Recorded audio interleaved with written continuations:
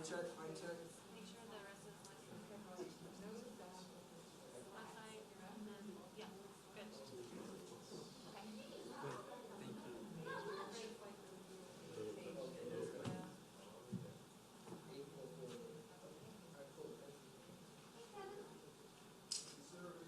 I like that silver hair. Jim went silver too. Yeah. No, Jim decided to put coloring his hair too, and I think it looks really nice. Trey to Steve Lee.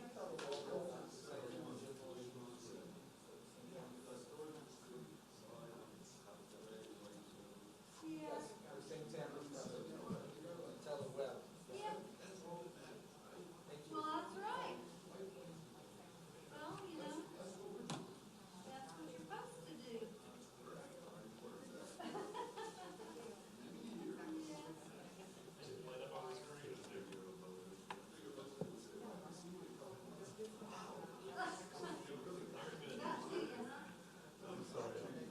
I had someone remember saying, "It's beautiful red hair, it's gray," and I said, "No, but it's her national color, which is brown."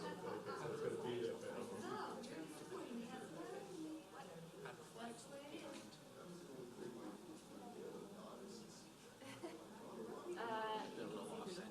But they'll be standing right here. Well, I had to move to get into. Oh, yeah. So what you might need to do is forward. Uh-oh, not over yet. Oh, I think. What's that? Yeah, so you have your phone, and you can see up there. Wait. You can't go backwards Well, though. Jim grew a beard too. No, He kind of looks a little bit like Santa Claus. Maybe Grizzly Adams. I'm not sure which. Yeah. So, you know, if we have Santa Well, so far. come December, he might That pick would- up a little extra. I guess it was a great gift for the outfit. No, he retired in December. He decided to retire. And I'm so glad he did, because his timing was perfect, because he was going out to the West Coast a lot, and he was working with the Chinese guys. But it was two separate concerts. Yeah. Yeah, that's funny. Yes, indeed. Because he really wasn't planning to, he was planning to go at 64, and he just turned 64 in October. I need to get in. Oh, I wonder if they're in the right. I don't know. I'd have to ask Danny. Good, sir. Hi. Thanks. That's the latest iteration? Yes.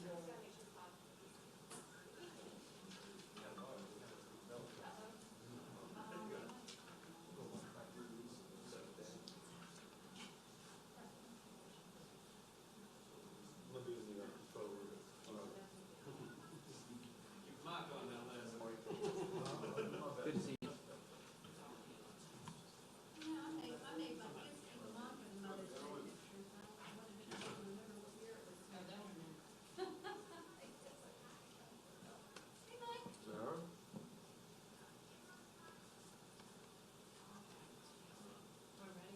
You staying right there? Yes, sir. I'm sitting back here. I've got to work. I'm the Wizard of Oz. Hey, you didn't do a PowerPoint for me? Whoa. You pay no attention to me.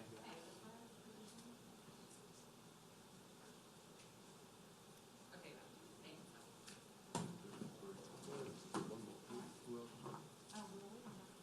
Oh, yeah, that's perfect.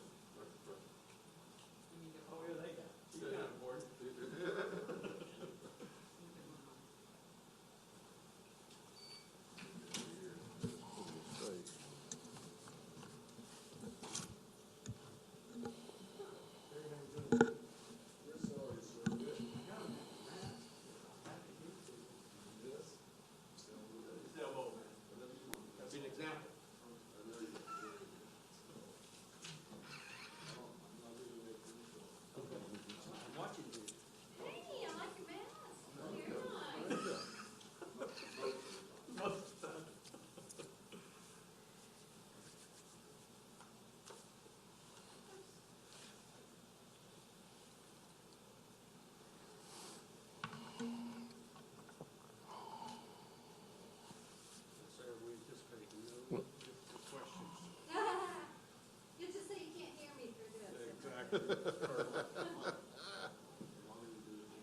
Oh, no, I'm taking my mask off, I'm sorry.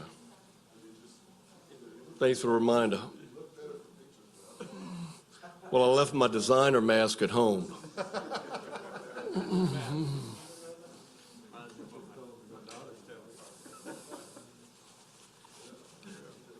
Thanks for the reminder. Okay, Dr. Preston's on his way in.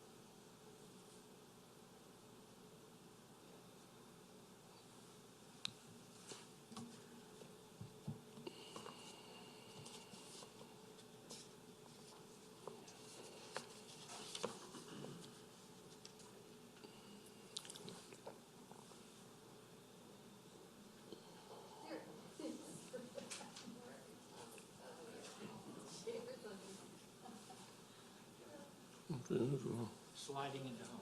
Yeah, sliding in. Come over here, Dr. Preston.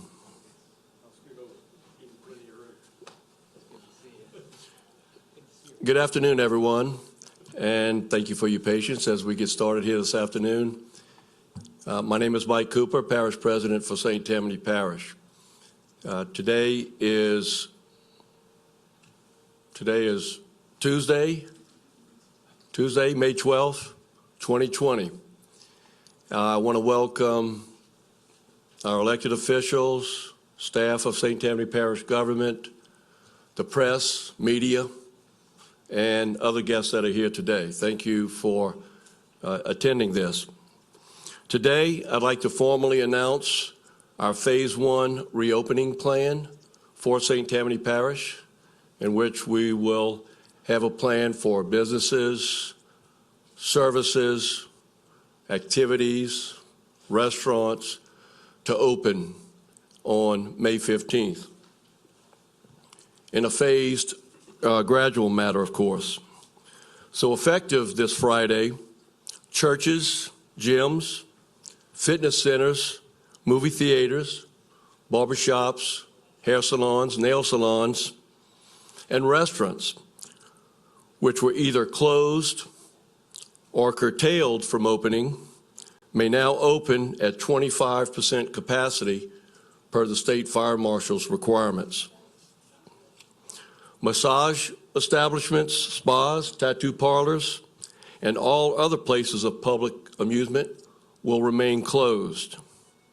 On Thursday, I will issue a new executive order which outlines the above and will be in effect for 21 days. During this time, there will be requirements placed upon the businesses and customers who patronize these businesses. Employers will require face masks where there is public interface. Hand sanitizer availability must be at each entrance of the businesses. You must practice social distancing, wash your hands regularly, and customers, clients are strongly encouraged to wear masks when out in public. The Live Safe, Work Safe, Shop Safe action plan is a result of our Economic Recovery Resiliency Council. The efforts that they provided will provide a sustainable reopening of our local economy while monitoring the ongoing pandemic and the impacts of public health. I want to thank the Advisory Council, led by St. Tammany Corp's CEO, Chris Massengill, for their tireless commitment over the past 2.5 to 3 weeks in which they provided this product for us for this phased reopening. I'd like to call on Chris at this time to say a few words about the work of the council, the advisory council, and what they've provided to us moving forward, not only in phase 1, but in phase 2 and 3 beyond. Chris?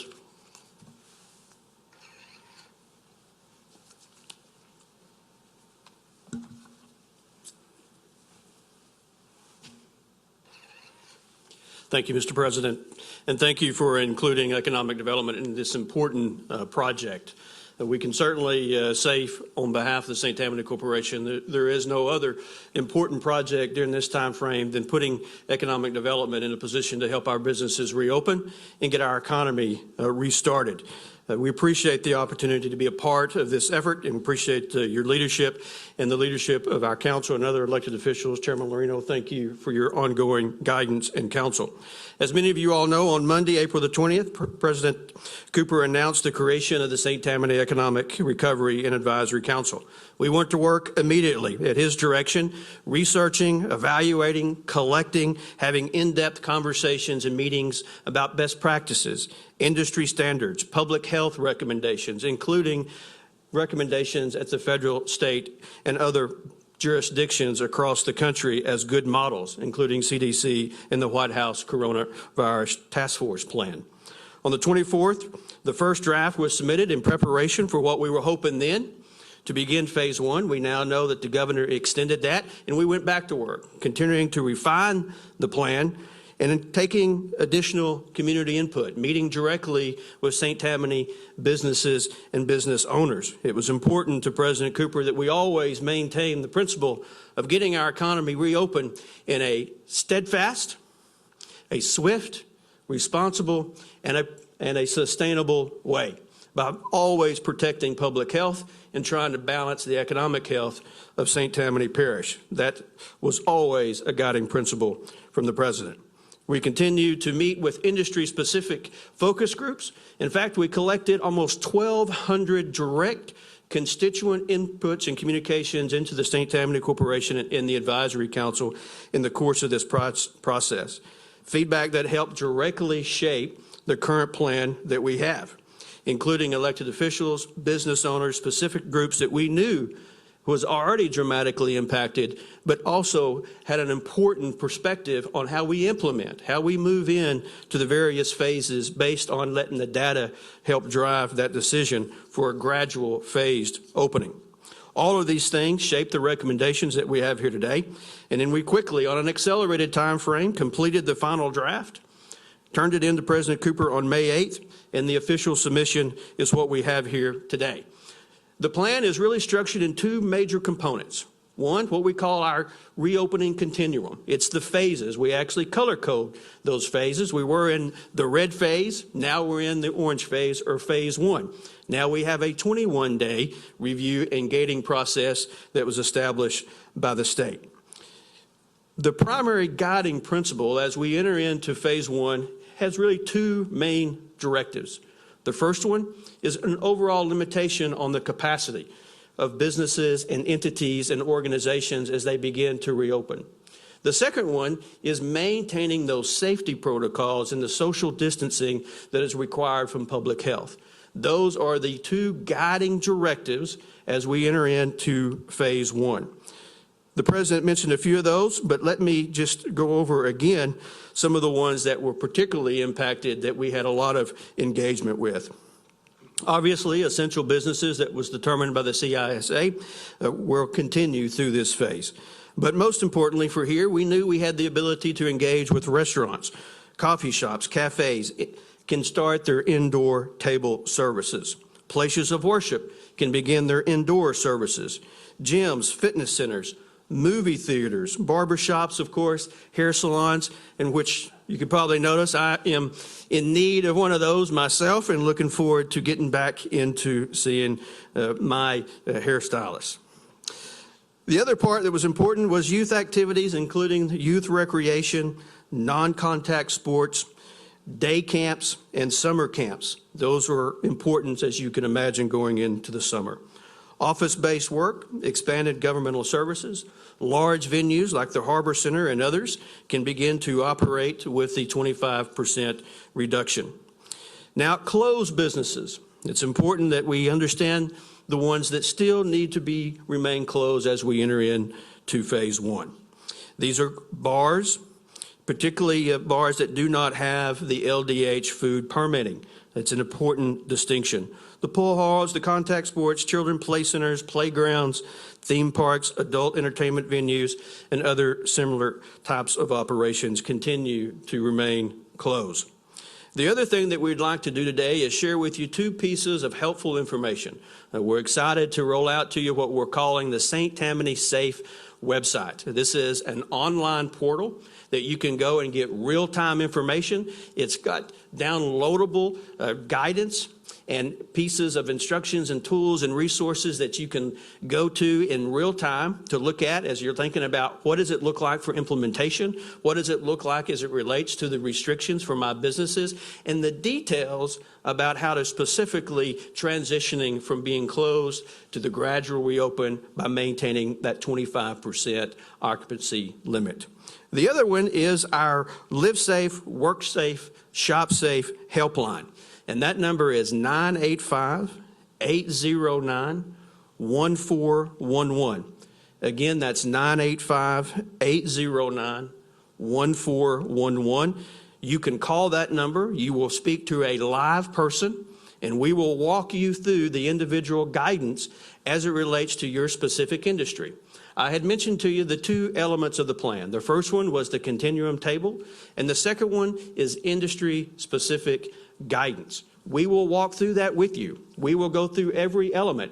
We still know there's going to be some clarification when the governor puts out his executive order that will help us in those definitions of some of these aspects. So call us. You will speak to a real person. It was important to the president that we had these technical assistance opportunities available for our businesses.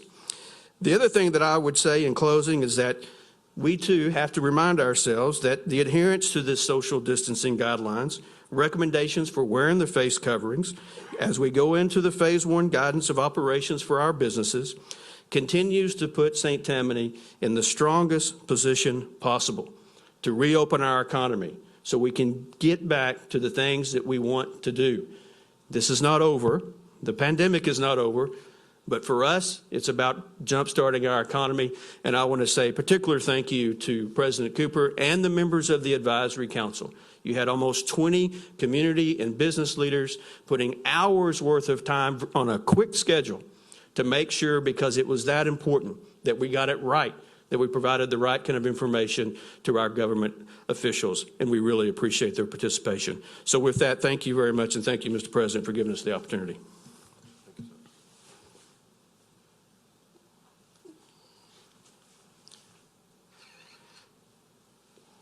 Thank you, Chris. And what an asset we have with Chris Massagill, his group at St. Tammany Corp., the Advisory Council that has provided this roadmap for us moving forward. We were prepared with this plan to move forward on a parish-by-parish basis or region-by-region basis had the governor declared yesterday that that would be an option. That's how good and how thorough this plan is and how it has prepared us.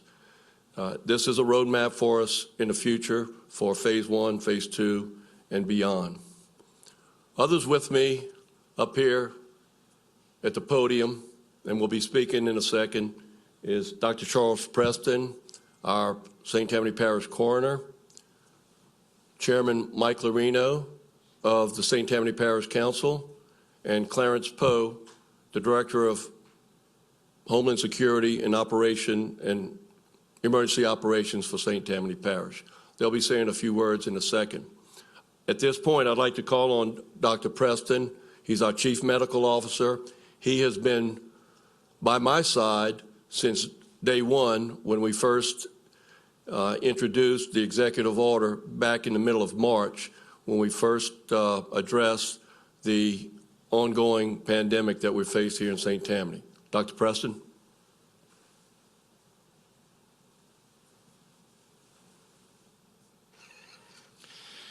Thank you, Mr. President. I have had the privilege of working with the President's Advisory Council on Economic Resilience. I have been come to know lovingly as Dr. Buzzkill because I keep focusing back to certain realities. One of the realities is the virus has not changed. Just because we're beginning to reopen business, that is not a signal that we're out of the woods and the pandemic is over.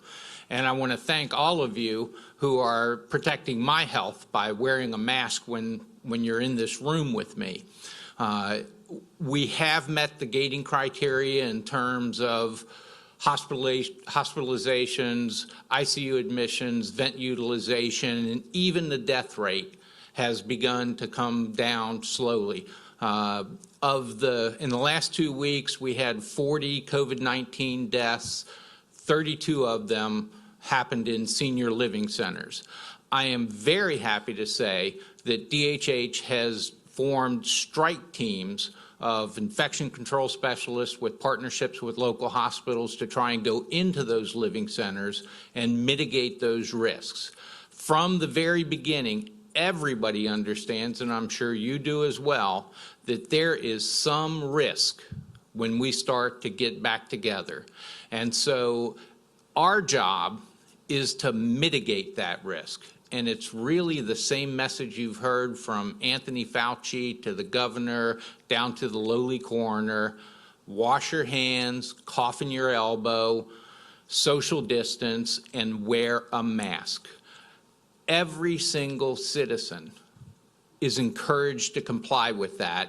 And it is the same notion as herd immunity.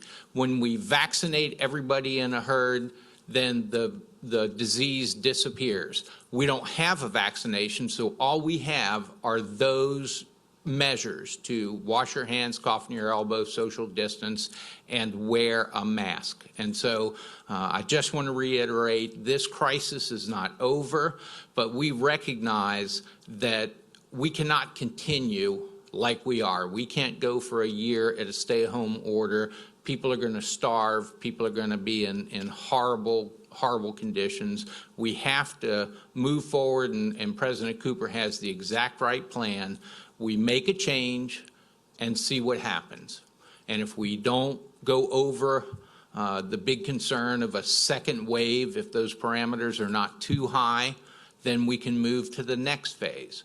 And if we continue to plateau in numbers, we can continue to move into the next phase.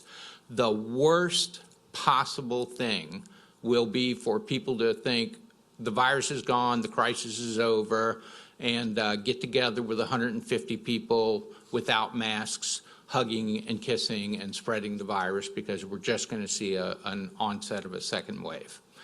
And again, thank you, President Cooper, for the honor of being able to participate in this function. Thank you, Dr. Preston, and thank you for your participation and your knowledge. I'd now like to call on Chairman Mike Lorino of the St. Tammany Parish Council. Chairman.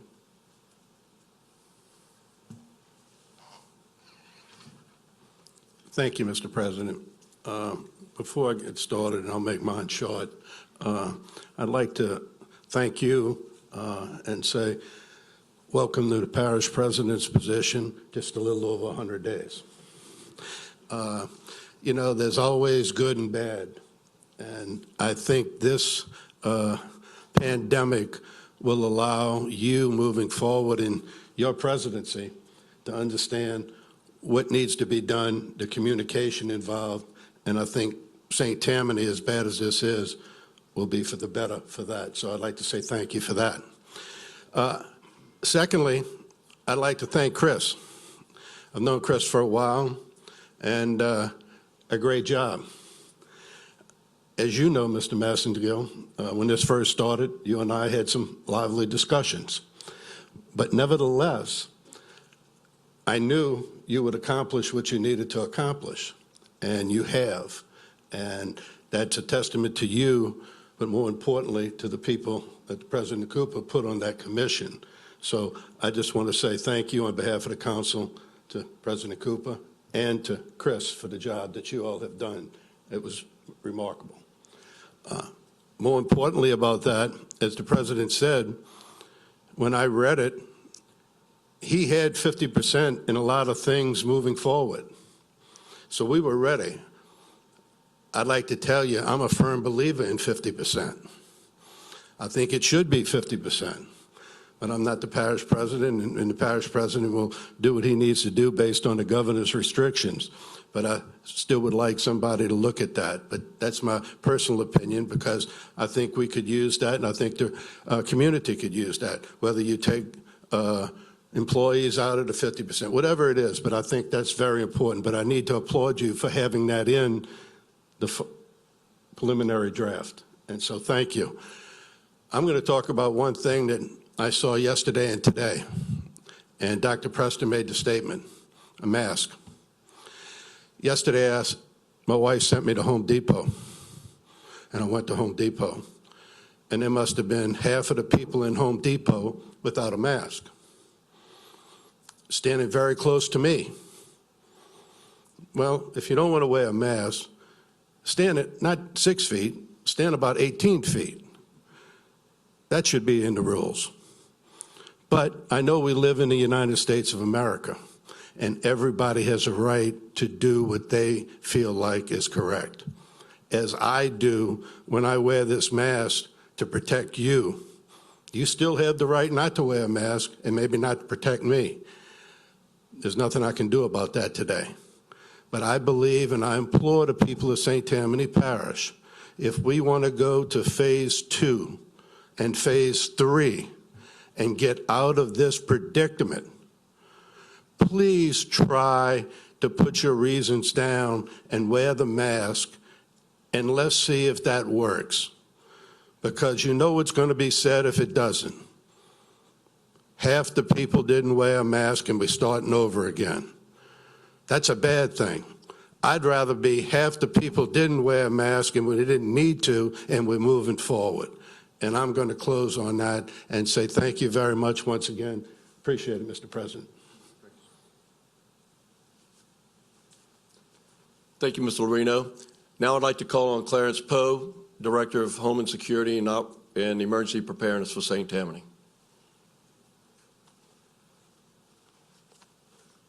Thank you, Mr. President. First, I'd like to reiterate on a couple of things that were just said here. Ms. Messenger mentioned that, hey, guess what? The pandemic has not gone anywhere. Okay? The coroner mentioned, Dr. Preston says, hey, the threat, the risk is still there. So a lot of different things have been said, especially when it comes to keeping yourself safe, the social distances, okay, all those different things. You've heard it a number of times. Now, during the emergency response phase, that's the things that we're responsible for. We're still in that response phase. We want to make sure that we provide the necessary resources to keep all of our first responders, law enforcement and fire and EMS, keep them healthy and safe. But also, with a nursing home and assisted living facility, we want to make sure that they have the proper resources for keeping themselves safe. During this phase 1, we also took on the responsibility of ensuring that those clinics, okay, and those medical offices that's having difficulty getting those PPEs, we want to make sure that we provide that for them, okay? So we'll have a good, safe, and healthy return. So we're just asking you to continue what you're doing. We're still in this fight. We're not losing, okay? So we want you to help us all keep each other healthy and safe. Thank you, Mr. President. Thank you. Thanks to all the speakers this afternoon. I'd like to say that moving into phase 1, this is an opportunity for many of our businesses that were closed heretofore to at least open their doors on Friday moving forward, even in a restricted manner. Our businesses are the bread and butter, are the heart and soul of our communities here in St. Tammany Parish. Our small businesses, our restaurants, we're ready to get them back open, and we're prepared to do so. We're ready for our nonprofits to be able to hold their events their fundraising events as we move forward. We're ready for our citizens to get their jobs back as our businesses reopen. This is what we're fighting for each and every day, for our citizens, for our business owners, for our restaurants, for our professional services as we move forward. Please heed the precautions as we go through this public health crisis. It's not over. It's up to our citizens to take the personal responsibility so that we are able to move forward in a safe and responsible manner in the weeks and months to come. Thank you, and I'll be happy to answer questions. Sarah? Originally, the phases were kind of spaced 2 weeks apart, so have y'all changed that to 3 weeks apart, or is that just for phases? Well, this particular phase is 3 weeks. I believe that the purpose of that was to, or is to, be able to evaluate the number of positive cases and the medical statistics in the weeks to come so that a decision can be made in 2 weeks to be able to open or to be able to move to phase 2 on June 5th. Like, I know in a perfect Rob? world, you would like everybody to adhere to these 25% requirements, but what do you have, given the risk to all of us, if somebody just decides to open their doors to 100%, what happens if a restaurant does that, given the risk to all of us, and do you have any enforcement mechanisms in place? Well, the enforcement, because the state fire marshal is in charge or responsible for overall capacities in restaurants and businesses, the state fire marshal is the responsible entity for making sure that those requirements are met. He may delegate that to local fire departments and fire districts in each parish around the state, but it will be up to the state fire marshal to do so. And we have a number for the state fire marshal, and I believe he may, through his website, have a way of making those types of complaints with regards to capacities. But will local law enforcement or anyone be a part of, will it be more of just an honor system, or will they respond if you guys all get a tip that someone's, got a lot of gathering? Right. I would believe that the state fire marshal will be responsible for the capacity issues, and if it's, the employees are not wearing masks or they're not sitting, we believe, and I believe in not only personal responsibility, but personal business responsibility, where the business owners, if they want to be able to serve their customers in a safe and responsible manner, in a healthy manner, that they're going to comply with the requirements in doing so that when we do move to the next phase and we increase the capacity requirements, that they're not jeopardized from doing so. I believe our restaurant owners and our business owners want to protect the public as well. Could you just talk a little bit about the decision, or initially you are hoping 50% capacity, and the decision to stick with what the governor had suggested at 25%? Well, certainly. The Advisory Council, through its focus groups and through its research with other publications and best cases in other areas, was a recommendation in their draft report to me that restaurants should have the capability of opening at 50% capacity and meeting the safety and health requirements. That draft was presented to me Friday evening. It was also presented to the public on Friday evening and was posted on our website and the St. Tammany Corp's website. With the governor's announcement yesterday, we had to pull back on that simply because, and as you all have reported, that the parish may be more restrictive than the governor's proclamation, but not less restrictive. And a 50% capacity would have been less restrictive. Therefore, that's what the recommendation is. And that's how we're going to move forward in the executive order. Were there any other changes between Friday and after the governor's announcement, or was the capacity the main thing? Without being very specific, I think Chris could be a better person to answer it, but there were some changes that we were quite surprised that were allowed to open in the first phase as opposed to either the second or third phase. And one of those was the beauty parlors, the barber shops, nail salons were moved into the first phase. So that was a surprise, as well as the capacity limits were lifted on some of the larger venue sites, as long as you're meeting the social distancing requirements. So there were a few surprises in there in the first phase that we will adhere to.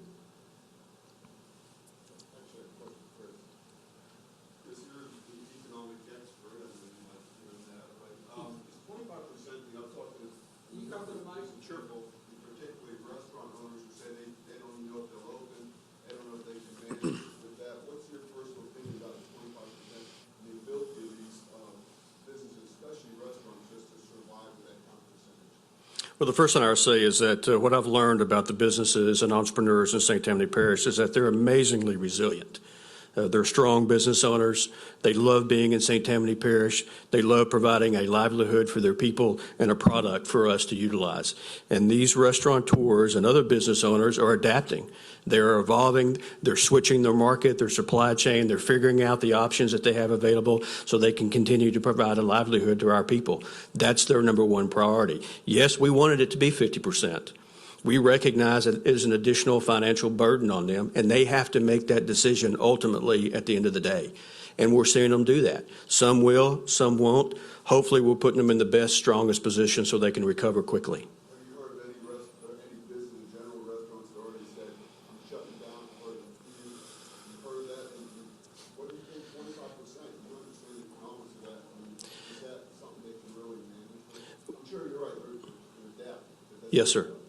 We have heard of some. We're taking the position, let's wait and see, provide the technical assistance that we can, make sure that we can best utilize these relief programs that are coming from the federal government. We want to make sure people are in the pipeline. These loans are still available. Things are still accessible. We're trying to put them in the best position to be successful. Some will not, but most of them will. And the response that we're getting is that, yes, we don't like it. The 25% is definitely a major financial impact. We wish it was more. But what we also know is that let's hang tough. Let's get to this next gating criteria. Let's get into phase 2. Let's see the opportunity to increase that occupancy limit by adhering to the social distancing, the strict public health guidance that's out there, and let's keep pushing the envelope as much as we can. And we haven't stopped advocating, and I think this is very important, Mr. President, and you've reinforced this with me, is that we continue to advocate to our state economic development partners, the governor's office, his state team. We constantly communicate, look, here's what's happening on the front lines. Here's the circumstances from an economic development standpoint that we're dealing with at the local level. And they fully appreciate that and understand that. But it's a balance. They're trying to balance public health and the economic health at the same time. Some of these state officials, have they reacted to it? Have you guys talked to the governor at all? And he said they all feel like it's 25%. It's like, all these businesses, they'll be fine. Is that really the reaction you generally got? Well, first of all, let me say that nobody is just blowing anybody off, right? That's not the impression that we're getting. Everybody understands that this is a very difficult economic times, which is why I think that the state leaders are also trying to evaluate in a very prudent way, how can we get the economy back open? Look, we saw several areas that got lifted that we thought was going to be in phase 2 and phase 3, and we quickly adapted, and it was like, great. Let's go.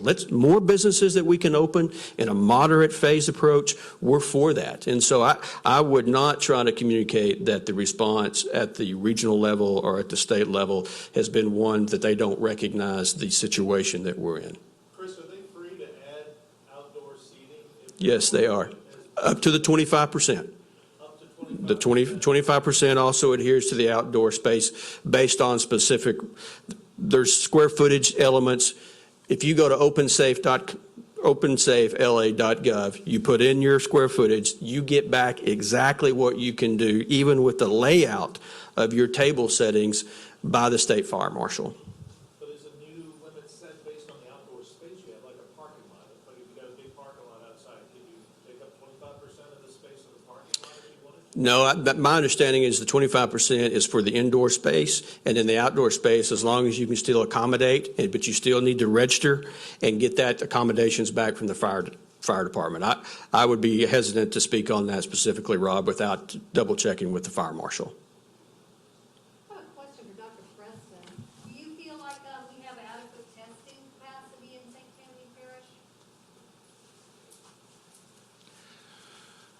I think that we are moving towards adequate testing. We have certainly improved since this has begun. We're not at the ideal number, and the state is not yet at the ideal number of contact tracing, which is really going to be a critical component of limiting disease. But I think that we have enough now that are readily available through the existing healthcare resources that if an employee comes into your business and they have 100.8 temperature, that they can be referred for a very prompt test and get a result in a short period of time.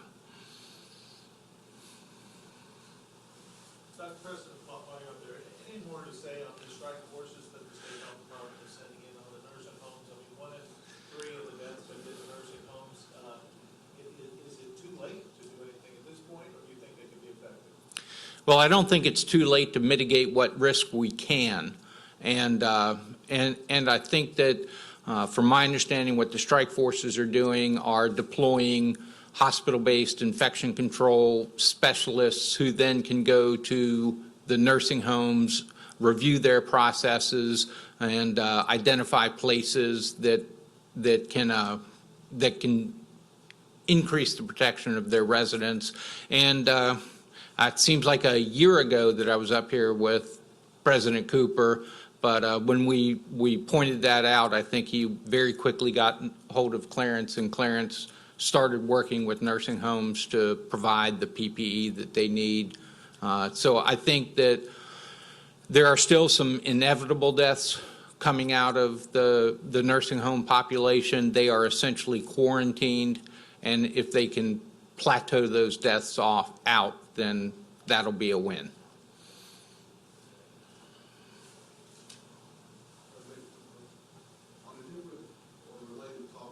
Situation, I've talked to a number of pastors who are beyond upset. The church is being considered with businesses.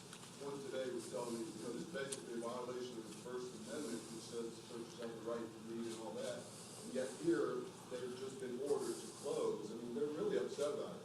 And one other pastor, I've talked to a number of them because they're getting ready to start up, and one of them said, look, we're not going to turn anybody away that comes. Have you heard have you talked to pastors? Are they just all in compliance, or what do you hear about that? Well,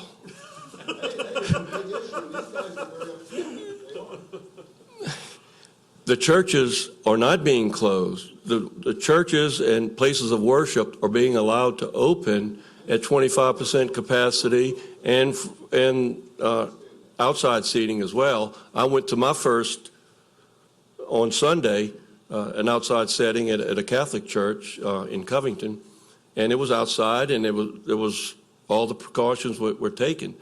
It's moving forward. The churches, the places of worship are moving forward in opening to serve their congregation and their parishioners. Mike, can I address that, please? Yes. So I have a lot of friends who are in the faith-based community, and they've been communicating with me. There's a particular pastor who literally calls me every day for an update. And the vast majority of the pastors that I have talked to said, we don't want to risk the health of our congregation. And so if we need to, and that many are having Zoom services, live streaming services, if we need to limit, and in my church, you can have 10 people, you sign up for it, and the first 10 get to go into Mass. They then come outside, and there's drive-through communion. So they are adjusting to that. And a fair number, of course, of the pastors are high-risk people. And that may be a point that we didn't really push home throughout this reopening phases. High-risk people, elderly people with heart disease, diabetes, immunocompromised because of cancer, obese, they are really encouraged to continue to stay at home as much as possible, to call on neighbors or grandchildren to go to Walmart to get their groceries and bring it back to them. And so, many of the congregants and pretty much all of the pastors that I talked to said they want to do this responsibly. They don't want to be responsible for bringing it into their congregation. And several weeks ago, actually, I sent out an email and I said, prepare to be reopening. Anybody in your congregation that can sew masks, start sewing. And sew for everybody in your congregation. And if you have extra ones, reach out to another congregation and just keep sewing, keep sewing, keep sewing, and distributing masks. Okay, unless there are any other questions, Rob? Will there be any signage on restaurants as to what their capacities will be, or will that just be strictly up to the restaurant? I believe that's a requirement. The State Farm, I believe it's a requirement to put their 100% capacity requirements. So I do believe that that's a requirement of the State Fire Marshal in order to open and serve.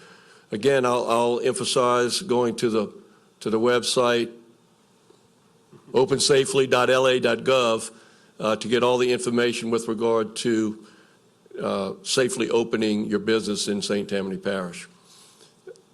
I want to thank you all for being here. I'll be happy to address you one-on-one, social distancing with masks.